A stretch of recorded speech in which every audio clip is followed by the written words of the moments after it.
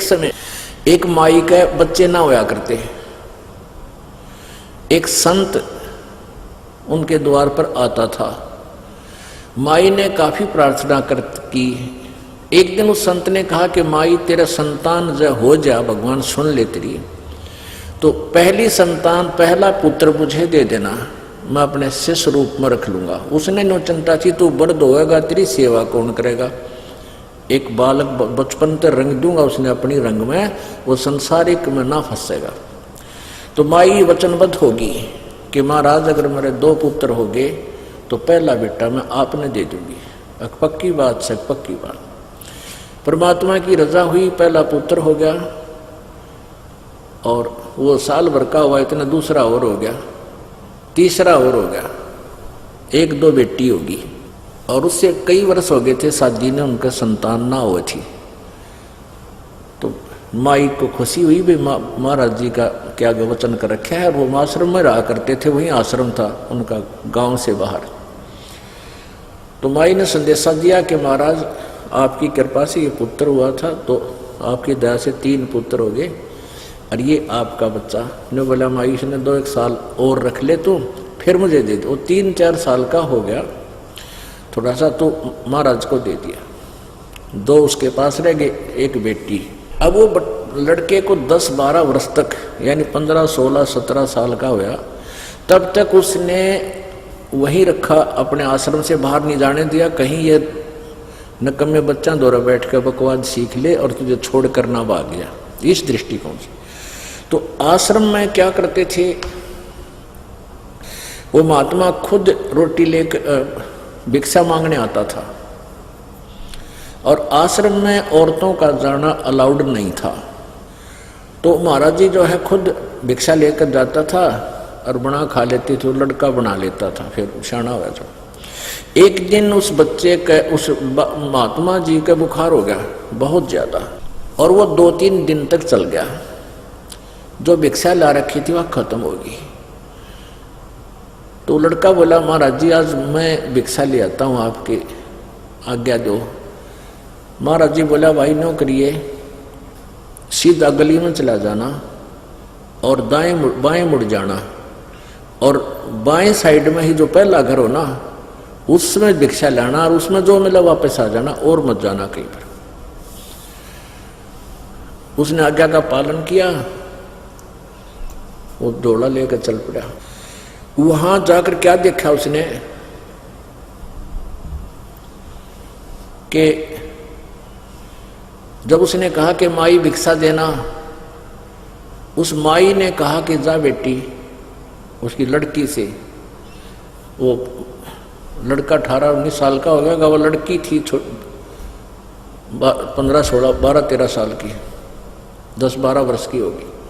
उसकी माई ने कहा कि जा बेटी बाबा जी का भिक्षा गाला। अब वो भिक्षा लेकर गई तो उसने क्या देखा कि उस लड़की की चेस्ट पे जैसे दूध ही उभर आती है बच्चे का। तो उस लड़के ने सोचा ये इस बहन के फोड़े हो गए, और उनके गुरु जी का एक दिन फोड़े फोड़ा हो गया था, और वो फोड़ा बाल तोड़ था, अच्छा मोटा हो गया, और महाराज जी घना दुख हो गया था, काफी मतलब पीड़ा महसूस करते थे, रोते थे रात को। तो वो 1 हफ्ते में जाकर वो फोड़ा फूटा था, वो दवाई जुड़ी बांधने से। तो उसने सोचा कि ये जो गुरुजी का फोड़ा हुआ था इस बहन का, ये फोड़े हो रहे से 2। वो कहने लगा बहन आपके ये फोड़े हैं ना, आपके फोड़ों की दवाई मेरे गुरुजी के पास है, आश्रम में आ जाना, इन फोड़ों की दवाई लगा देंगे, आपको दर्द नहीं हो रहा। अब उस लड़की ने सोचा ये बकवाद कर रहा है निकम्मा ढेड़। तो वह गालियां मंड गई उसने, ढेड़ तेरा माँ कोई ना, तेरा बहन कोई ना, अपनी बहन के फोड़े फुड़वा ले, नो करवा ले। वो लड़न लगी। उस माँ ने सोचा ये क्या झगड़ा हो गया इनका। वो आई, माई ने पूछा कहाँ से आए हो महाराज जी? एक आश्रम से आया हूँ मैं। वह जानेगी क्यों? तो ये बेटा है मेरे वाला जो मैंने दान किया था। उस बेटी को पता क्यों बाहर आने नहीं दिया उसने, उस पहचानते नहीं थे एक दूसरे को, ना घर जानता था वो लड़का। तब उसने कहा महाराज जी, वो लड़की को समझाया, बेटी क्यों गाल दे रही है, तेरा भाई है। अरे इसने देखा नहीं आज तक, कोई समाज बाहर आया नहीं, महाराज जी को मैंने इसको दे रखा है, आज ये पहली बार आया है, क्या बात होगी महाराज जी, गुरु जी क्यों नहीं आए।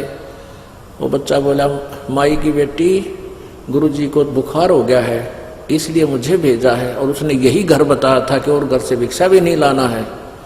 और मैं तो इस बहन, क्या झगड़ा हो गया तुम्हारा, कि मैं तो इस बहन को कह रहा था कि मेरे गुरु जी का फोड़ा हो गया था, वो बहुत रोया करते थे, मैं इसको पूछ रहा था तेरे फोड़ों में दर्द नहीं होता बहन, क्या मुझे गालियां देने लगी, नाराज होगी पता नहीं।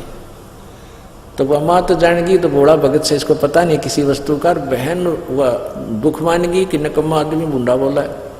तब उस माई ने बताया कि महाराज जी ये मेरी बेटी है और ये फोड़े नहीं हैं, इसकी हम शादी करेंगे 1, 2 साल, 4 साल में, 5 वर्ष में, और शादी के बाद फिर इसका संतान होएगी, और वो संतान के लिए इनमें परमात्मा दूध देगा उस बच्चे के लिए। ये फोड़े नहीं है, ये इसके सतन है, और इनमें दूध आओगा, संतान जो इसके बच्चे पैदा होंगे दूध पिया करेंगे इस तरह।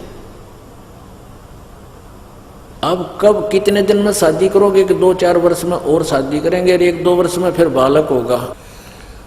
अब वो जितना आटा उसने डाल रखा था ना लड़की ने, वह जोड़ी वही फेंक दी और चल पड़ा वापस। अब क्या सोचा उस बालक ने कि हे परमात्मा, जब माँ कद आज यह लड़की 4 साल बाद से ब्याही जाएगी, और 2 साल के बाद जिसका बच्चा होगा 6 साल हो गए, और 6 साल एडवांस भगवान ने प्रबंध कर रखा आने वाले बच्चे का, तो हमने कि आश्रम में भूखे मरण देगा, क्यों मांगते अंडे, वह बूढ़े जोड़ी पटक दी ठाक। अब वो थैला वहां डालकर वापस गया। महाराज जी दुखी थाए, बीमार हो रहा था, कहने लगे बेटा भिक्षा नहीं लाया। महाराज जी नहीं लाया, ना लावा आज के बाद। बोला रे की बात होगी, किसने के कह दिया। अक महाराज जी कहा किसी ने कुछ नहीं को नहीं, जब परमात्मा इतना एडवांस व्यवस्था करता है तो हम क्यों चिंता करें, आप करेगा व्यवस्था। वो सारी कहानी बताई। हमारा दिन सोचा ये अच्छा निकम्मा पैदा हुआ, भूखा मरेगा और मन मारेगा भी।